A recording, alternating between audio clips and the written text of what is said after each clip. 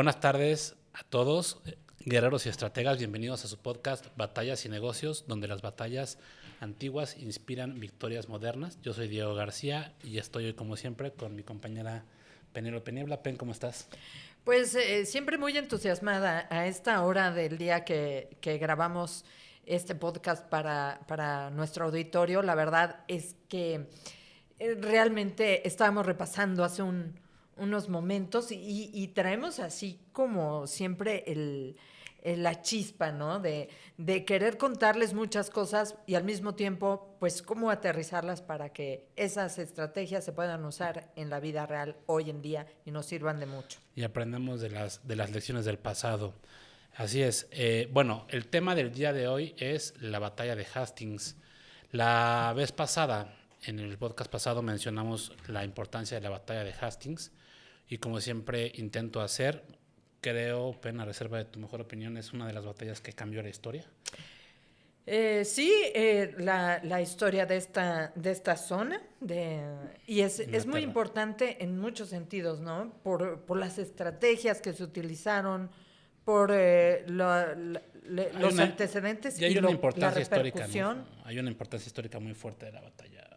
Como hemos dicho, no todas las batallas consideramos desde nuestro punto de vista que sean batallas que cambiaron la historia, pero en particular esta batalla, que es la batalla de Hastings, que se llevó a cabo en el año 1066, definitivamente es una batalla que cambió la historia y que le dio rumbo a la historia de la actual Inglaterra.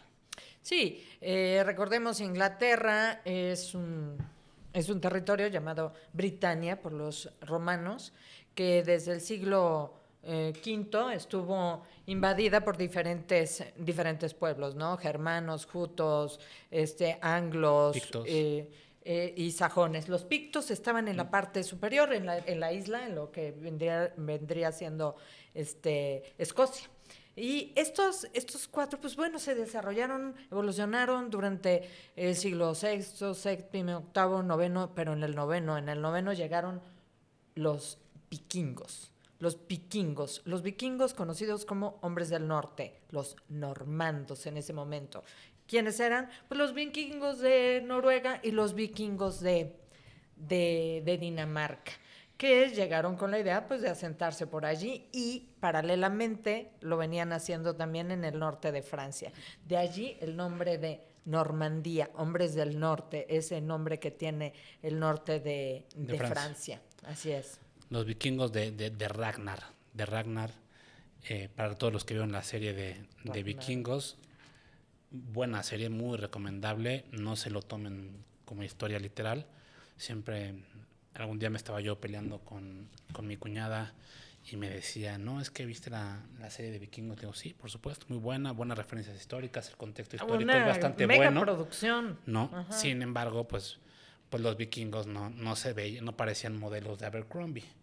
No, es No donde me le imagino dije, que los no me fueran. imagino que un vato, no, pues que se la vivía en la guerra y en esto pues, tuviera la dentadura perfecta. Estos cuates tienen la sonrisa colgate, las trencitas no se les desarman en las peleas, No, ¿no? hombre. Y me decía, no, sí, así se veían. Y digo, bueno, si tú quieres imaginarte que el vikingo que va a llegar a tomarte, ¿verdad? Y Se además, ve así, adelante, seguramente olían ¿no? muy mal. Puta, no, entonces, claro, la serie tiene muy buenas referencias históricas y fíjate que esta es una recomendación que le he hecho a mucha gente con la que platico y te dice, oye, qué padre que sabes tanto de historia y esto y cómo le haces. Bueno, leer es inevitable, pero si no te gusta leer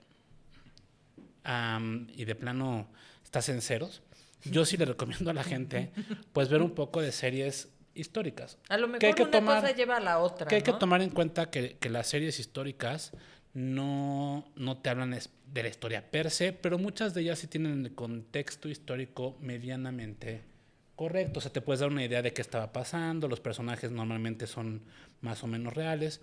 No, lo que les recomiendo es, bueno, las historias centrales son las que generalmente no existieron, porque es la historia que te Claro. hacen para Sí, gancharte y te es novelizan el todo, ¿no? dramatismo que pues puede hacer Yo me que acuerdo tú que sigas viendo los así diferentes empezó mi capítulos. esposa, ¿no? La quería yo que estudiara de las cruzadas y de los templarios y esto, y no quería, o sea, no lee ni con Dorito esta señora, ¿no? Y entonces yo le dije, no, ¿sabes qué?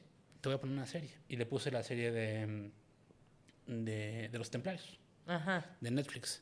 no, pues estaba fascinada y entonces está padrísimo, pero ella estaba fascinada con la historia de amor del templario con la reina, ¿no? Le digo, no, eso no existió, eso nunca pasó, eso no fue real, pero el contexto sí, Felipe IV, Clemente V, Jacques de Molay. Yo creo ¿no? que eso que acabas ese tema que acabas de tocar, acerca de qué tan válido, qué tan interesante puede ser encontrarse con una serie o con una novela y no entrar directamente a la historia, es como,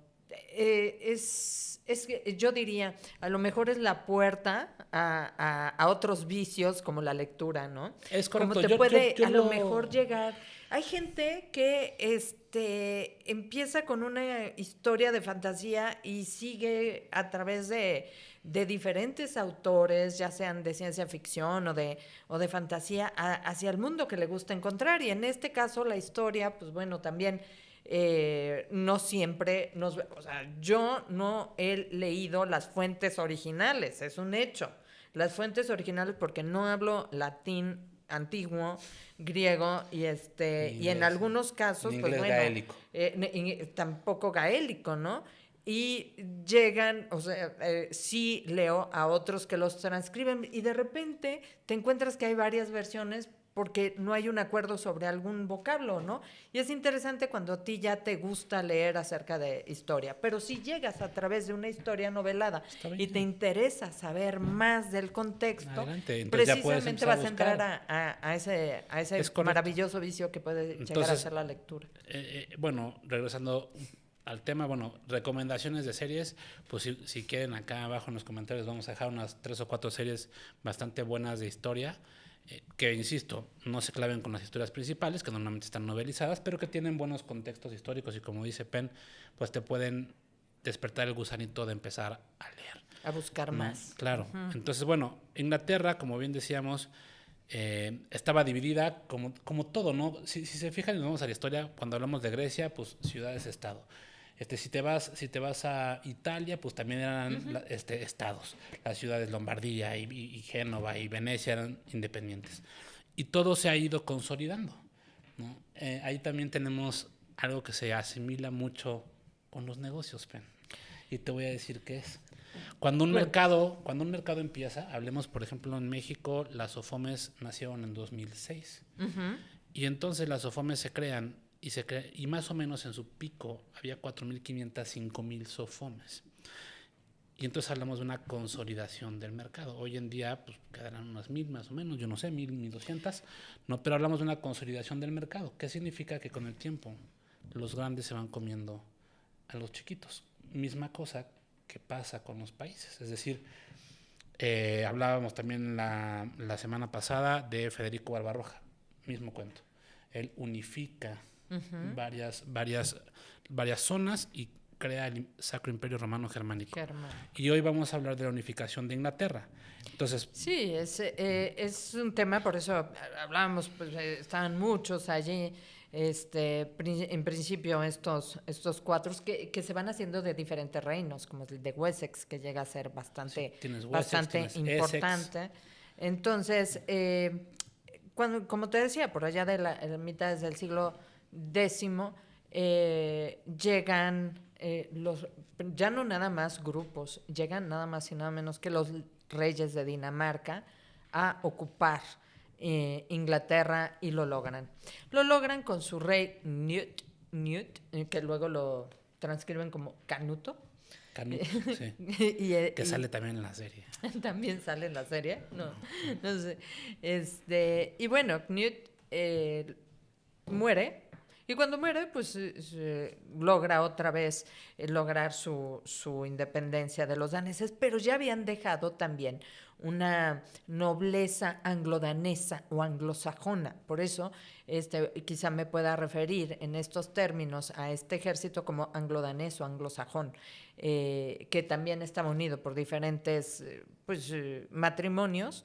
Y por otro lado, se daba la idea que tener este emparentamiento con los daneses daba cierto estatus. Ahora, hay que tomar en cuenta que antes de la batalla de Hastings, en el año 1066, el rey que estaba al frente de esta zona era Eduardo el Confesor. Exacto. Ahí sí ya empezamos. Ya Entonces, estamos en el tiempo, porque estaba del 1042 Eduardo al el Confesor. 1066. Y bueno, para entrar un poquito en el tema, Eduardo el Confesor era el rey de toda esta amalgama, ¿no? Sin embargo, en esa época ser el rey no era lo que fue después, porque no se le tenía el mismo respeto. La realidad es que los señores, por llamarles señores feudales, porque todavía no podemos hablar de un feudalismo como tal hasta después, pero esos primeros tipos de señores feudales eran personas con el suficiente poder como para hacerle frente al rey y en muchas veces ponerlo a patinar en ciertas cosas. No era el poder absoluto Sí, de Edward de Longshanks del que hablamos la semana pasada, ¿no? Después en el tiempo. Había una deferencia cuando se elegía un rey de reyes o un rey que iba a comandar una zona, como era Eduardo el Confesor, que tenía la venia del Papa. En este caso ya teníamos por el otro lado, cuando llegan los daneses, pues los reyes de Essex, Sajonex, Los Sajonex. huyen a Normandía, a las tierras de Normandía. Y entonces por eso vemos esto tan interesante, que es cuando estos pueblos de Normandía regresan a Inglaterra, ¿no? Ese es el punto. Pero pues, ¿qué pasa cuando un rey muere sin descendencia? Como es el caso de Eduardo, siguiente Eduardo punto que Confesor. yo quería comparar con el tema de las compañías. Así es. ¿No? Y no es la primera vez que tocamos este tema. La semana pasada hablábamos exactamente de lo mismo con el rey de Escocia, ¿verdad? Muere también y la falta sin de una descendencia. descendencia. Entonces, otra vez, tema que podemos conectar a las compañías, la falta de la línea de sucesión. Es un tema súper común, sobre todo en empresas de primera generación. El pase a la segunda muchas veces no existe, ¿no? Para mí uno de los ejemplos más fregones de pase a segunda generación aquí en México, sin duda alguna, hablaría yo de Bimbo. Ajá. ¿No? El pase de don Lorenzo Servidge a Daniel Servidge, que acaba de salir de la dirección general hace un añito y feria, ¿no? De Bimbo, para mí fue de los mejores pases de primera a segunda generación que ha habido. Ha de haber tenido sus bemoles, yo no estoy adentro del consejo ni mucho menos, pero en términos de los números de la compañía, al ser una compañía pública, pues podemos ver los números. Buenísimo ejemplo, yo creo que, y también convendremos en que últimamente, de un tiempo para acá, se ha tomado muchísimo, se ha puesto en el foco esto de la sucesión con la figura de hombre clave.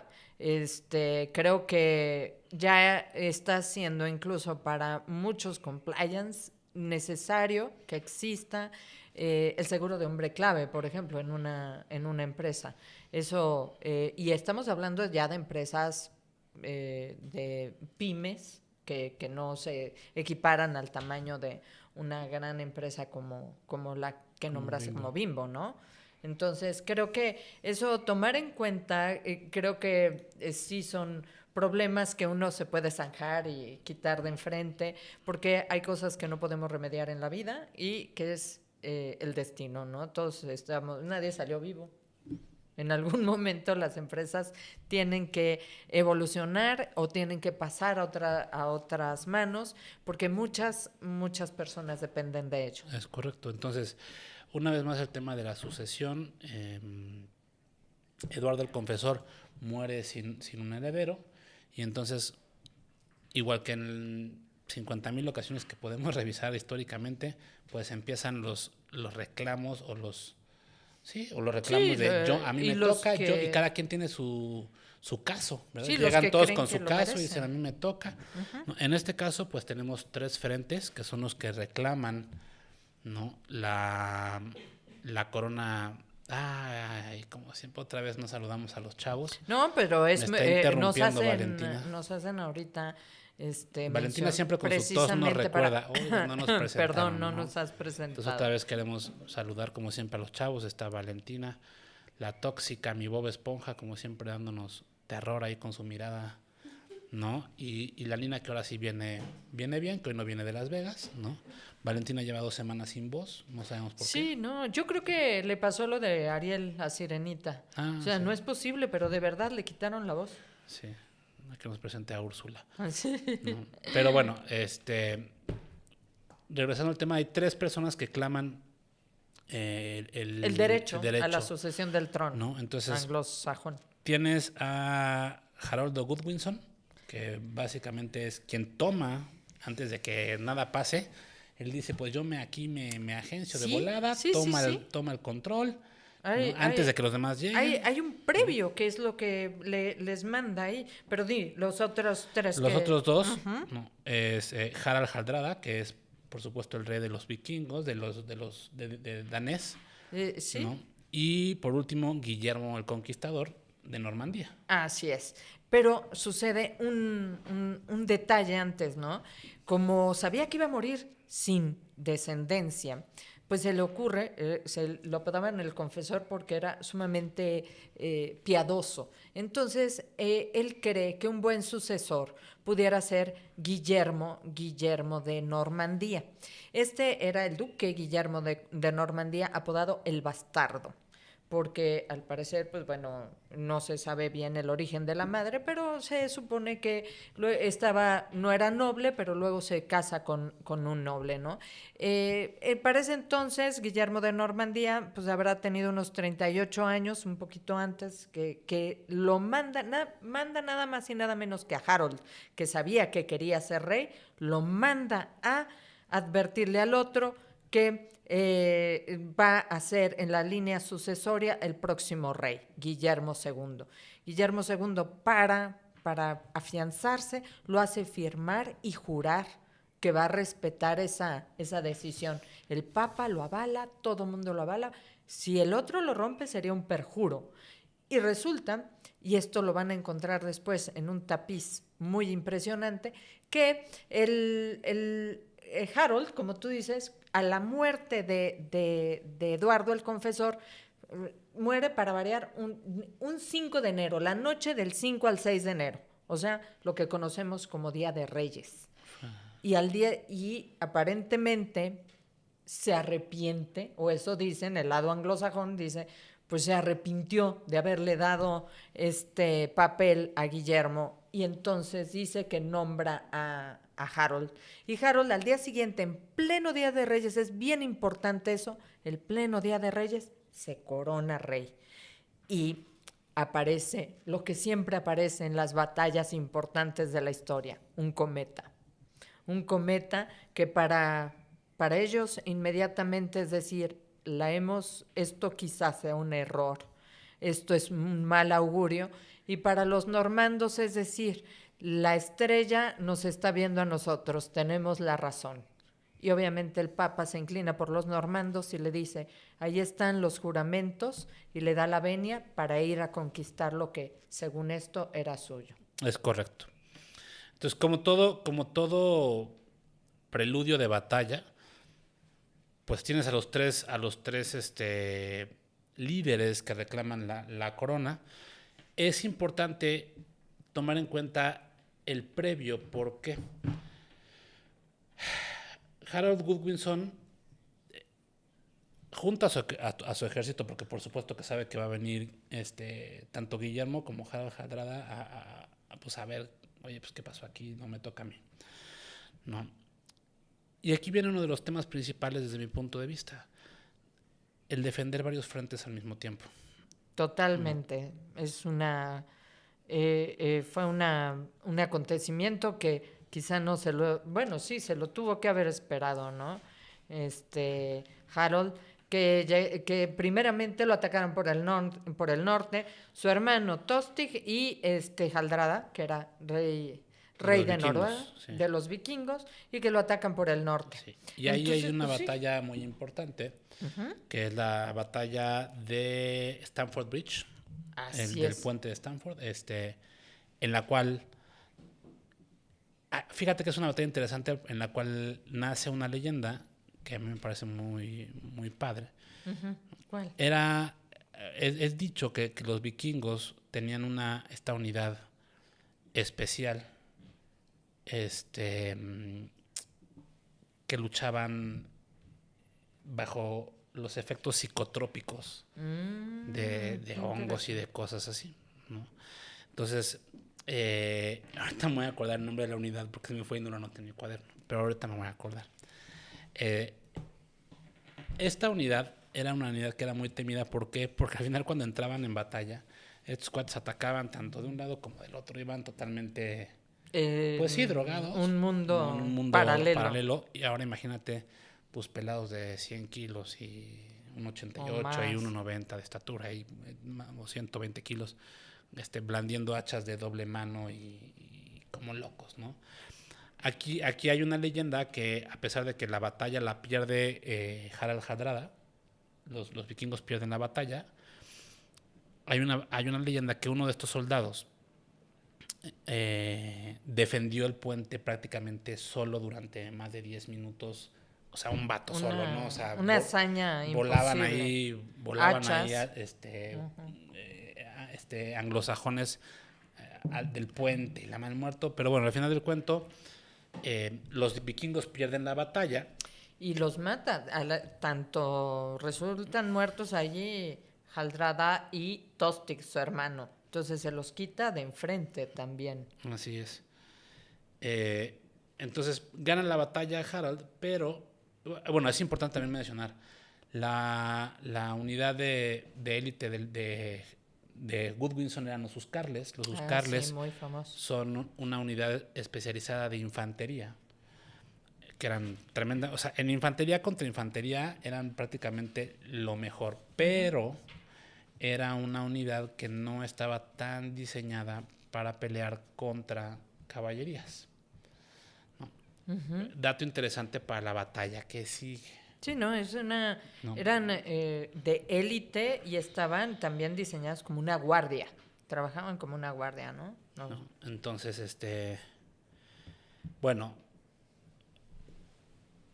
Ahí, después de la batalla donde Harold, pues, unge vencedor de la batalla, pues bueno, en ese sentido, pues es algo que es un éxito en su primera incursión como rey autonombrado, ¿no? Pero por el otro lado también estaba Guillermo, que no, pues obviamente ya tenía la venia del Papa, que era Alejandro II, y que dijo, pues vamos a prepararnos. Empezó a hacer una flota. Importantísimo que él hace la flota de volada, cruza el Canal de la Mancha, y como el ejército anglosajón estaba en el norte defendiéndose de los vikingos, prácticamente el desembarco de Guillermo de Normandía se da de manera sin resistencia. Así es, y puede poner pie en Inglaterra o en Bretaña. Y además busca el lugar. Fácil. Él decide el lugar donde desembarcar. En realidad, pues había... de hecho, pudo haber ganado más tiempo, pero sí le costó trabajo cruzar ahí el canal porque los vientos estaban en contra. Estaban en contra hasta que pudo cruzar, pero pues, yo no me puedo ni imaginar que se habla de más de 700 navíos, unos más, otros menos, pero dicen que es un número aceptable. La mayor parte de historiadores. Ahora, creo que parte de la logística complicada que tenía Guillermo es que la parte esencial, el corazón del ejército de Guillermo son los caballeros normandos, que son caballería pesada.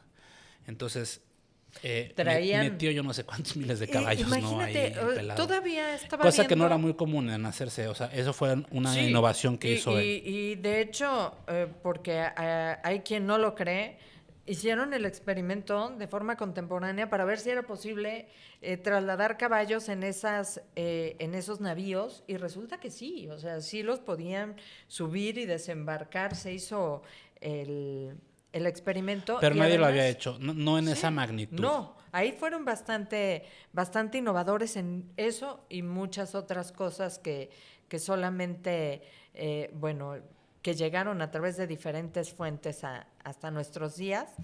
pero que es sumamente interesante, o pensar cómo pudieron abastecer a toda la gente que llevaban, caballos, pues todo lo que necesitaba el ejército para cubrirse día con día y todo en esos navíos, ¿no? Es correcto. Entonces, el enfrentamiento se lleva a cabo en el año 1066, como estábamos mencionando, y es un enfrentamiento que considero de suma importancia, porque es el nacimiento de la Inglaterra moderna, realmente. ¿No? Entrando en la batalla, Harold Godwinson, pues obviamente le llegan las noticias de que pues, Guillermo ya había desembarcado y hace una marcha forzada desde el norte hasta el sur de Inglaterra.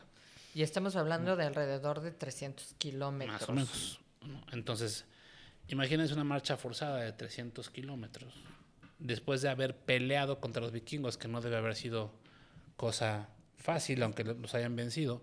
La batalla de Stamford Bridge es una batalla famosa, ¿no? Y una vez más, entramos en el tema del desgaste de las tropas, cosa que revisamos con Guy de Lusignan en los Cuernos de Jatín, y de manera totalmente contraria en la batalla pasada de Arsuf, con una marcha bien organizada por parte de Ricardo Corazón de León. Entonces, otra vez una marcha forzada. Oye, desgraciadamente, pues aquí esta marcha se tenía que hacer. No sé si en estas condiciones, pero se tenía que hacer porque no había, porque ya los otros ya había desembarcado. Habían desembarcado y no había opción, ¿no? Lo que tenían enfrente era que hacer, que dar la cara, pero por otro lado, también Harold podía haber tenido una estrategia, ¿no? Cuando estamos hablando de la batalla de Hastings, es una península donde habían desembarcado ya el duque Guillermo II, que luego se convierte en Guillermo el Conquistador. Y por otro lado, pues empiezan a arrasar los pueblos de alrededor por lo que necesitaban, ¿no? Para abastecer al ejército. Y entonces allí ve Harold una posibilidad de entrar a cerrar o bloquear la parte más angosta de la península para aislarlos y dejarlos que ellos se desgasten y hasta que estuvieran lo suficientemente, pues sin provisiones ni nada para poder enfrentarlos, pero no puede. O sea, cuando llega directamente ahí, los otros lo enfrentan. Entonces, importante, tenemos aquí también la elección de tropas. Por un lado tienes los Huscarls de Harold Godwinson, que vienen de ganar una batalla importante, definitivamente ganarle a pie en infantería, porque aunque tuvieran unidades de caballería, no es como que resalten en el ejército de Godwinson para nada, pero venir de ganarle a los vikingos una batalla a pie, seguramente venían con una buena moral, aunque venían cansados.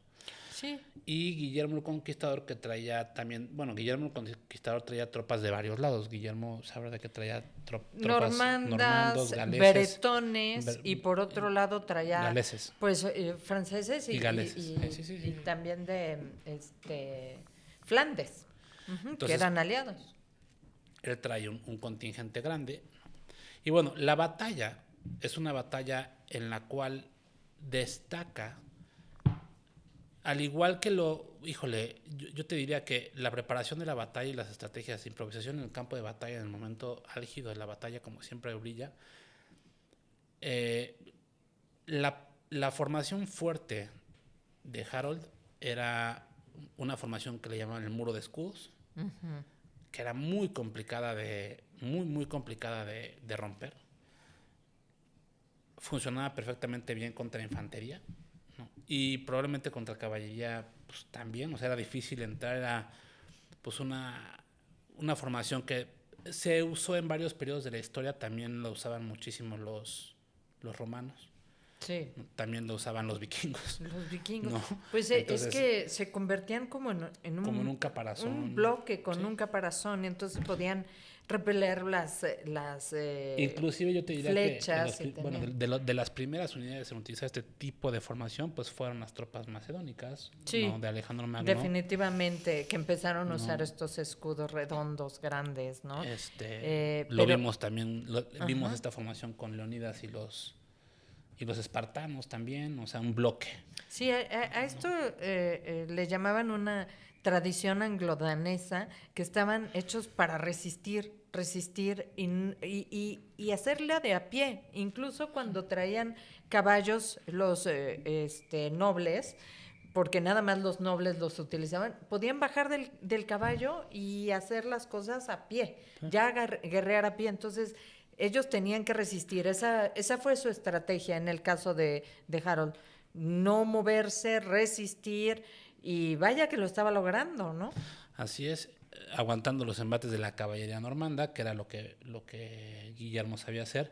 Guillermo era un excelente jinete y la parte fuerte de su ejército era la caballería pesada, ¿no? Sin embargo, en el fragor de la batalla, ¿no? Una vez que empiezan los choques y todo esto, Guillermo finge una retirada, ¿no? Que es una estrategia utilizada, yo no sé, a lo mejor ya estando en el campo de batalla debe ser muy difícil distinguir entre una estrategia y lo que realmente está Pues era pasando. algo que ¿no? ellos no habían visto, ¿no? Hablan de que, pues quizás sí, en un principio fue una retirada de una de los flancos, Sí, pero eso fue lo que caracterizó la batalla y lo que la hizo única, y a partir de allí, pues bueno, hay muchos historiadores que dicen sí fingió una retirada o Otros que no la fingió, pero sí ¿tú la iba a qué hacer. crees? O sea, porque lo hicieron en muchas ocasiones durante la batalla. a ver, yo te digo que es muy difícil, por eso mencionaba yo hace ratito, es muy difícil diferenciar entre una estrategia y la capacidad de improvisación de un buen general, ¿me explico? O sea, Sí, porque no. pues tú puedes, no es que esto yo lo tenía planeado, no lo sé. Pero en el hay raza momento, que hay raza que ver es cómo bravísima responden para improvisar, ¿no? que rompen el muro de escudos, pues yo creo que improvisar sobre el momento cuando, bueno, se dice que fue una batalla bastante larga, hay algunas que han sido más, pero pensemos que en ese tiempo, que era septiembre, por finales de septiembre, pues ya no hay mucha luz durante el día, y la batalla comienza temprano, a las 8 o 9 de la mañana, y es poco tiempo. Tener realmente claro esa claridad de hacer esa estrategia una y otra vez es algo inaudito, ¿no? O sea, para pensar que no fue pensado, no fue o para pensado. pensar que fue A ver, ¿y qué deliberado, fue? no O sea, sé, al final del para cuento, ambas. lo que empezó a hacer Guillermo era que atacaba y retiraba, y a la hora de la retirada, sin que se diera la orden por parte de Harold, por, las tropas de Harold ven que se empiezan a retirar las tropas de Guillermo y rompen las filas Y los perseguían. para perseguirlos, y entonces pues claro que la velocidad de las tropas de Guillermo el Conquistador era mucho mayor porque eran tropas a caballo, ¿no? Y una vez roto el muro de escudos, pues era pues matar a uno por uno, ¿me explico? Ya no es. A ver, y otra cosa que es una lección aquí, un frente bueno, que en cliché es la unión hace la fuerza, Sí. ¿no? Y hay visualmente hay un episodio muy interesante. Me voy a ir un poquito hacia China, que entraremos en China. Yo sé que Pen me dijo, no, yo no sé nada de China, no me gusta. Yo de China, no, sí, me encanta y todo, pero yo sinceramente, así como la verdad es que Diego y yo tomamos algunas notas cuando son las batallas, porque no les vamos a traer datos que no estén correctos, pero las conocemos de años y de toda la vida. O sea, no se puede improvisar en tratar de contar un pedazo de la historia porque te lo leíste en una semana. Creo que de repente por eso son las digresiones que tenemos aquí en Oye, pantalla. pero déjame decirte que sí, o sea, la- salen la- otras cosas. la anécdota que les iba a contar Yo es de China sí no sé. irme a China y en la época de los Tres Reinos, para hacer un pequeño paréntesis, en el año 200 después de Cristo más o menos, en la dinastía Han, China se divide en tres reinos, Shu, Wu y Wei. ¿No? Y el reino de Shu, que era comandado por el señor Liu Bei, era digamos, el más pobre de los tres. Probablemente el señor Liu Bei era el más carismático de los tres líderes, pero no tenía ejército. Entonces busca ciertas alianzas para sobrevivir y hay una escena que está escrita en el libro del romance de los tres reinos, que es donde se describe esta época de China, en donde él agarra una pajita con su ejército y la rompe de manera pues súper fácil, ¿no? Dice, bueno, es que esto es un soldado. Y después agarra un bonche de pajas de este tamaño y cuando él hace así, pues ya no se rompe. Mismo ejemplo que a muchos nos han puesto, y es más, hasta en antaño había competencias de hombres fuertes rompiendo las guías, la sección amarilla, ¿no? Este libro que había antes. Y sí, pues tú agarras una hoja y la rompes así, pero facilísimo. Ahora agarra una sección amarilla o un libro de este ancho e intenta romperlo.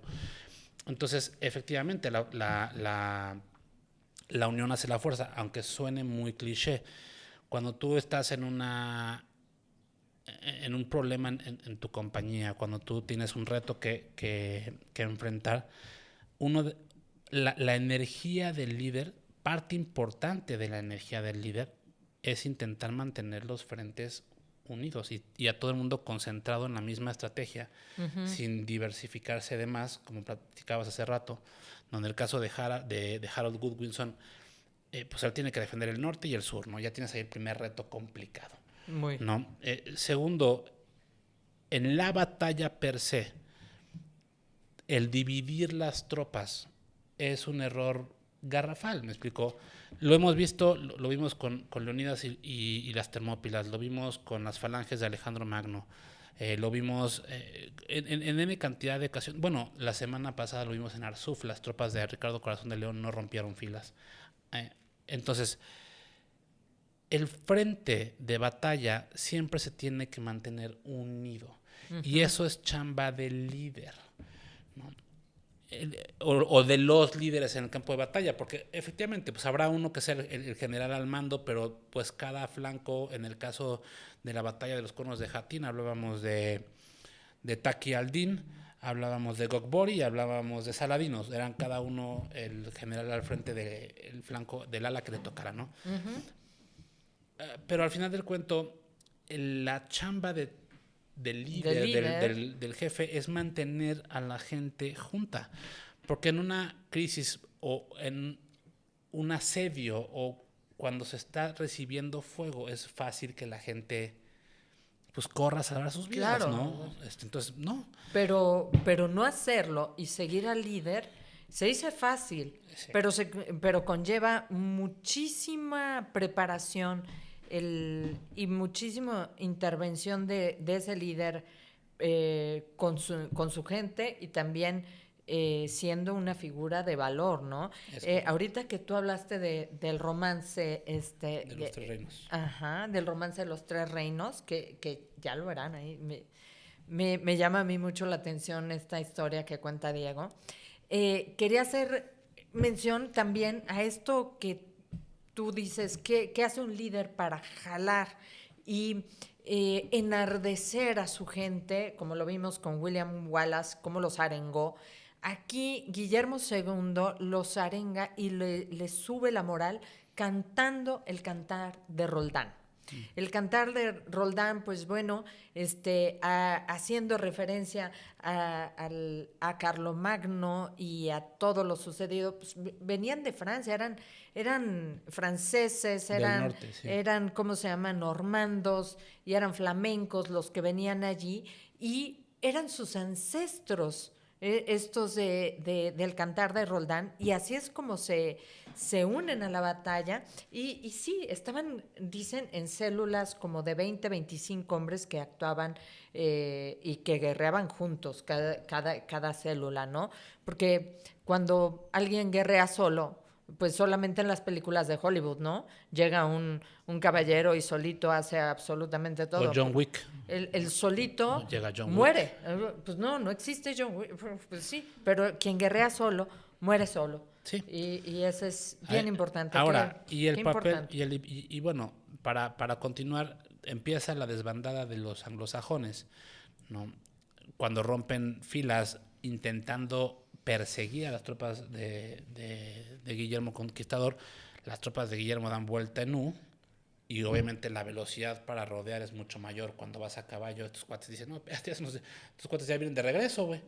¿No? Y en la refriega de ese contraataque que hace Guillermo, muere el líder anglosajón, muere Harold Godwinson, y entonces es cuando realmente pues, las tropas pierden por completo el Sí, porque propósito. Hablábamos la incluso, semana sí, pasada del propósito, ya no hay un si no hay, propósito. en las dos, ¿cómo se llama? En los dos flancos se dice que iban sus dos hermanos, ¿no?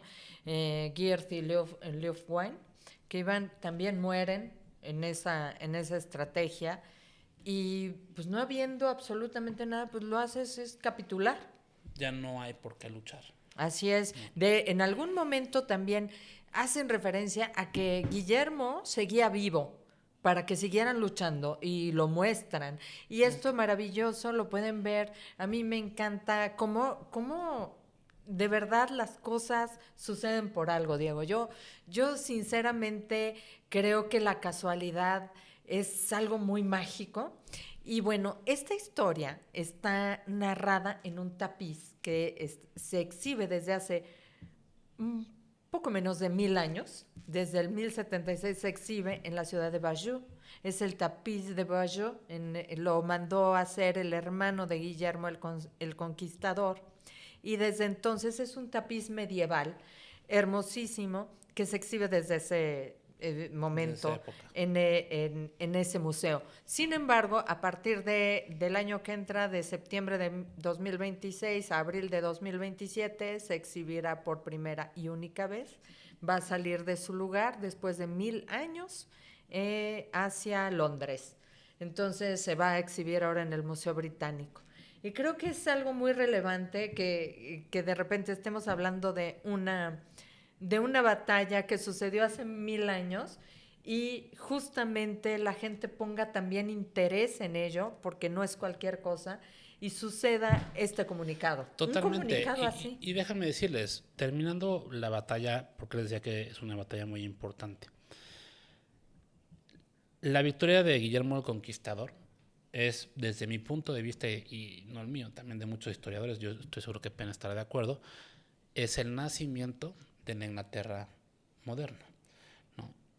La subida de Guillermo el Conquistador al trono lleva cambios culturales y sociales fuertes a Inglaterra, se unifica el reino, ¿verdad? Y para algunos historiadores es el verdadero inicio del sistema feudal en Inglaterra. Recordemos que el sistema feudal es uno de los grandes sistemas económicos que han existido a lo largo de la historia, junto con el esclavismo, el capitalismo, socialismo, comunismo y el feudalismo, ¿no? El feudalismo fue importantísimo económicamente hablando, sobre todo para Europa. Durante toda la Edad Media era la manera en la que se manejaba la economía. Para los que no... Estoy seguro que todos mis guerreros y estrategas que ven este podcast saben perfectamente bien cómo funcionaba, pero ahora haremos un repaso muy rápido. Pues el señor feudal tenía dominio sobre sus tierras, pagaba un impuesto al rey y tenía gente pues, que prácticamente le pertenecía a los siervos. Los siervos. ¿No? Y básicamente era como funcionaba, ¿no? Entonces, importantísimo el aftermath de la batalla de Hastings, porque es el nacimiento de la Inglaterra moderna. Entonces, a ver, Y bueno, la iglesia tenía un enorme poder sobre ello porque era la iglesia la que le dio la venia a Guillermo el Conquistador, y por supuesto también allí dentro de esos impuestos que se le pagaban al rey y todo estaba el diezmo que se le daba a la iglesia, y era la iglesia la que decía Todavía no es legítimo o no lo reconozco. Entonces creo que allí era una ¿cómo se llama? Pues una estructura en la cual pues tenía un papel muy relevante dentro de la historia. Y siempre la iglesia siempre lo tuvo durante toda la Edad Media, y sigue teniendo un papel interesante, ya no el de antes, pero durante toda la Edad Media, conocimiento. No podías ser rey sin que el Papa te diera la bendición, ¿no? Pero bueno, entonces, para hacer un resumen, ahorita preguntar con qué se queda Penn, pero la batalla tiene un aftermath importantísimo. Podemos observar la dificultad, y a mí me gustaría buscar otra batalla para la próxima semana en donde alguien haya podido defender dos flancos al mismo tiempo, porque sí hay. Sí, que debe de haber. Sí hay. Hay ahorita voy a pensar en qué. Pero en este caso, divide y vencerás. La realidad es que las fuerzas divididas, haber defendido el norte y el sur, fue prácticamente lo que acabó con el ejército de Harold. No pudo defender el norte y el sur al mismo tiempo, y menos contra dos ejércitos tan fuertes. ¿Por qué? Pues porque por un lado los vikingos y por otro lado Guillermo el Conquistador con 700 naves. Entonces, pues, calcúlenle a 50 personas por nave. Pues, traes sí, una estábamos hablando de que eran más o menos equivalentes. De 35,000 pelados, ¿no? Los ejércitos, sin embargo, pues el desgaste también tiene que ver. Y por otro lado, Harold estaba muy fuerte, pero digamos, las cosas que nunca se imaginó, ese ir y venir, pues como señuelo, que fue algo completamente diferente, pues son cosas que se dieron en ese momento y que algún líder, como fue Guillermo, lo capitalizó a su favor, y otro líder como Harold no supo responder a lo que estaba sucediendo. Bien, bien importante. Así y tú, a ver, primero que nada, tú dime, en estos momentos así, como en una empresa, ¿cómo lo bajarías tú a esos dos frentes, o atender a lo mejor muchas cosas, a priorizar? ¿Cómo priorizar? Mira, es un tema complicadísimo, Penn. Yo creo que lo primero que se tiene que hacer es priorizar. No estoy de acuerdo contigo. Entonces, si tú tienes un problema, tienes que rápidamente detectar de dónde viene el problema, ¿no? Hay un dicho que me gusta mucho: una vez detectado el problema, concéntrate en la solución, no en el problema. ¿Por qué? Porque el problema ya lo conocemos. Yo muchas veces pues me siento con mi gente, y cuando tenemos una bronca, o sea, si llegan a decirme la bronca otra vez, les digo, güey, la bronca ya la sé, güey. Claro. O sea, tráiganme soluciones. O sea, no, que no te... O sea, sobre todo cuando hablo con mis directores, entre los cuales estás tú, ¿no? Yo les digo, a ver, güey, la bronca ya la sé, güey. O sea, no me vengan con, oye, pues es que esto o el otro, no, la bronca ya la sé. Y tenemos bronca aquí, tenemos bronca aquí, tenemos bronca aquí. Perfecto. ¿No? Yo te diría que hay una parte importantísima, y esa también la revisamos. Por ejemplo, la batalla de los cuernos de Hattin. Cuando yo describí la batalla de los cuernos de Hattin, hablé varias veces de Gokbori y hablé varias veces de Taki al-Din. Uh-huh. ¿Por qué? Porque ellos estaban haciendo lo que tenían que hacer. Saladino no estaba haciendo todo. Saladino hacía lo que le tocaba a él. Él comandó el mapa de batalla completo, y Taki al-Din hacía lo que le tocaba en su campo, y Gokbori hacía lo que le tocaba en su campo, ¿verdad? Entonces, hoy hablamos un poquito menos de los comandantes. Hay batallas en donde hay un poquito más de detalle, o tal vez que las recordamos un poquito mejor, pero yo te diría que los comandantes del ejército, es decir, vamos a hablar de una pyme, ya sea que tengas directores, ya sea que tengas gerentes, uh-huh, ¿no? Es muy importante que sean gente que pueda ejecutar un plan de acción. ¿Por qué? Porque uno como líder, como CEO, como dueño, como director general, pues no tienes 20 brazos, cabrón, ¿no? Entonces, pues tú podrás generar la mejor estrategia. Se los dije en el primer podcast. Dice uh-huh, Bob Iger, una estrategia es solamente tan buena como la capacidad del equipo para ejecutarlo. Así es. Entonces, hoy platicaba yo con una de mis directoras, con Caro, y también justamente platicamos ese tema, ¿no? Y me decía, jefe, no te preocupes, no estás solo. Le digo, no, y gracias por el apoyo. Pero para que un líder no se sienta solo, necesita sentir, ¿no?, que cuando él comanda y da instrucciones, las instrucciones se ejecutan. Si yo digo y le digo a mi área de ventas, ustedes tienen que vender 3 millones de pesos al mes, ¿no? Y llega el fin de mes y vendieron 1. Y llega el siguiente fin de mes y vendieron 500,000 Pues pesos. puedes tener muy buenas estrategias, pero no quien lo ejecute. Exactamente, ¿no? Entonces, puta, pues, oye, güey, pues yo estoy contando con que mi área de ventas traiga 3 millones de ventas. Y yo, pues, hago un plan, a lo mejor con 2.5, con 2,200, ¿no? Porque tú les vas y les pides, pues, un poquito más de lo que necesitas. Pero espérame, güey, me trajeron 1,000,000 de ventas. ¿No? Entonces, pues, por más bueno que sea el plan que tú traías, pues, no lo vas a poder ejecutar. Sí, esto es como ordenarle a un contingente de arqueros. Oye, mira, ahí viene la infantería de este lado, güey. Ustedes se encargan de disparar y me los ejecutan todos estos carnales. Pero deciden que no. Y tienes puros arqueros que no le pegan a nada, cabrón. ¿No? Y disparan y no llegan ni las flechas. Y se acaban las flechas antes de que estén a distancia. No, pues ya valiste madre, güey. O sea, mi plan estaba buenísimo, pero entonces fíjate, la capacidad de ejecución del equipo es importantísimo. El que tú tengas un equipo de alto nivel o de primer nivel, y les digo, no importa el tamaño de su empresa, no importa si tú tienes una empresa pequeñita en donde tienes 5 empleados, o una empresa más grande donde tienes 100, o una empresa mucho más grande donde tienes 50,000 pelados, ¿no? Vamos a empezar por la pyme que tiene 5 empleados. Pues si tú eres el dueño, al menos ten uno que sea tu mano derecha. Ocupas uno, güey.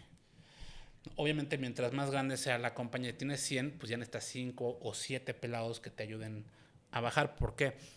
A ver, vayamos a los... Ahora con la tecnología han cambiado mucho las cosas, pero cuando yo estudié en la universidad, o sea que ya llovió, ¿no? Los tramos de control recomendados en los libros de administración eran entre 7 y 8 personas. Tramo de control, es decir, pues yo puedo controlar entre 7 y 8 personas. Los tramos, entonces vamos a decir, si el director tiene 7, 8 subdirectores, un subdirector tiene 7, 8 gerentes, el gerente tiene 7, 8 supervisores y el supervisor tiene 7, 8 jefaturas, por poner un ejemplo. ¿Me explico? Entonces tu compañía está más amplia hasta abajo y va subiendo en pirámide. ¿Me explico? Si tú como director general tienes 50 empleados, 5 directores, vamos a decir, cada uno con un tramo de control de 10 o de 9 personas, ¿no? Pero tú como director general en verdad tienes un tramo de control de 50. Sí. Me expliqué el ejemplo, ¿verdad? Totalmente, o sea, es decir, tus directores no sirven para nada y tú tienes que estar hablando con los supervisores y hablando con todo el mundo porque tus directores no ejecutan. No hay manera, no se puede, digamos, abarcar todo, ¿no? No se pueden abarcar dos frentes y ser... A ver, déjame decirte, sí se puede, porque te digo, quiero buscar una batalla para la próxima semana donde sí se pueda, porque sí se puede. Hay veces que te caen pero dos o tres. No se puede hacer 2 frentes si no tienes a los comandantes necesarios. Pongamos el ejemplo. Cuando hablamos de Hatín, y hago referencia a Hatín porque pues, es de mis batallas favoritas, ¿no? Y les comenté que Saladino era de mis hits. Saladino cubre la posible retirada o la posible marcha del ejército de Guido y Lusignan hacia Tiberíades. Y Taqi al-Din cubre la aldea de Hatín. Cada quien cubrió un frente. Así es. Pero lo hicieron de manera correcta. ¿Sí? Y cuando se dieron cuenta para dónde iba el ejército, pues ya entonces por atrás cayó Saladín. Dijo, no vienen a Tiberíades, voy a apoyar a Taqi al-Din. Sí se puede. Pero lo que ocupas son buenos comandantes en el campo de batalla. Es decir, insisto, oye, yo tengo un plan buenísimo, fíjate que vamos a hacer esto y esto. La primera parte del plan le toca al director de ventas. En la segunda parte del plan, directora de mercadotecnia, necesito que hagas esto y esto y esto. El plan también ocupa que los de contabilidad y fiscal cubran estos frentes, ¿no? Ocupo que relaciones públicas me conecte con estos cabrones, ¿no? Y paso a paso. Ya armaste toda la estrategia. Maravilloso. 2 semanas después, ni noticias tienes de tu gente, ¿no? Y entonces estás así sentado diciendo, en la madre, güey, yo di un chorro de instrucciones y hace 2 semanas que no se para nadie en mi oficina a decirme, este es el avance de lo que yo he hecho hasta ahorita, jefe, y me topé con estas complicaciones. Sí, claro. Está bien, para eso están los jefes, güey, está bien. Ya caminaste, perfecto. ¿Qué te pasó? Ok, vamos a túmbale por acá. Ahora, mientras más nivel más nivel de comandante traigas, pues el pelado o pelada tendrá que dar resultados aún con esas complicaciones. ¿Me explico? Sí, Si yo te no digo, existe plan vende 3 que no millones área tenga de ventas, complicaciones. vendes 3 millones porque vendes 3 millones, a ver cómo le haces, güey. Aquí está tu área de mercadotecnia, aquí está esto y aquí está esto. Utilízalo. Piensa por ti mismo. Pues hazle, cabrón, porque, o sea, para que regreses a las 2 semanas y antes del cierre de mes y le digas al jefe, no, jefe, estuvo bien difícil porque pues nada más vendimos sí. el millón y ni con la mercadotecnia ni con nada. A ver, también entendamos que como directores generales o líderes de la compañía, tampoco le puedes decir al ejército, oigan, nosotros somos 800 y vamos a pelear contra 1,000,000 de persas, cosa que hizo Leonidas, ¿verdad? Pero, vamos, within reason, Ajá. no tú tienes que decir, oye, a ver, tenemos esto y esto es lo que más o menos deberíamos estar vendiendo con este equipo. A ver, tengo 5 vendedores y cada vendedor vende de a 500,000 por mes, porque eso es lo que yo contraté. Yo contraté vendedores de a 500,000 y les pago por eso. Entonces tengo 5, deberían ser 2,5 millones, les estoy pidiendo 3 millones, lo estoy empujando un poquito más, pero de 2,5 millones a 3, chance y sale. Si tienes un equipo de 5 vendedores que debería de vender 500,000 pesos cada vendedor y te llegan al final de mes con 1,000,000 de pesos, we have a problem. Definitivamente. En este caso, equiparable a la batalla que vimos hoy, pues sí, realmente Harold, pues no tenía 2 de sus hermanos que murieron en la batalla, pero Tostig, que era su hermano, también le estaba disputando el trono, ¿no? Y unido con otro rey. No nada más le disputó el trono, sino también lo traicionó, Sí, trayendo otro rey. Entonces creo que el círculo, creo que tienes toda la razón, se puede, siempre y cuando también se cuente con ese capital humano tan necesario. Pues qué interesante, creo que este tema nos puede dar para mucho, mucho más y para otros programas. Al final, Guillermo II se convierte en Guillermo I el Conquistador, es coronado y en la abadía de Westminster, como todos los reyes, un 25 de diciembre. Recordemos que el otro se coronó un 6 de enero, Día de Reyes, y del mismo año él termina usando la misma corona el 25 de diciembre. Y antes vimos el cometa, que era el cometa Halley, que se vio durante los primeros 3 meses del año como ese augurio. Creo que hay cosas que están marcadas, hay cosas bien interesantes, por eso hay muchas cosas. Esa batalla de Hastings, que la pueden ustedes buscar, creo que vale muchísimo la pena. Y estaba pensando el año que entra, pues que mi jefe me diera vacaciones para ir a ver qué manera el más tapiz inteligente de de pedir vacaciones. Esto está increíble. Pues bueno, no lo puedo ni creer. No, pues bueno, mis queridos sí, guerreros y estrategas, este fue el podcast del día de hoy. No olviden que subimos los videos todos los jueves en la tardecita. Síganos en las redes sociales. Espero les haya gustado esta batalla. Yo fui Diego García. Buenas tardes, buenos días o buenas noches, lo que nos toque decirles. Gracias, muchísimas gracias, Diego. Nos vemos y en la próxima batalla. Síganos en nuestras redes.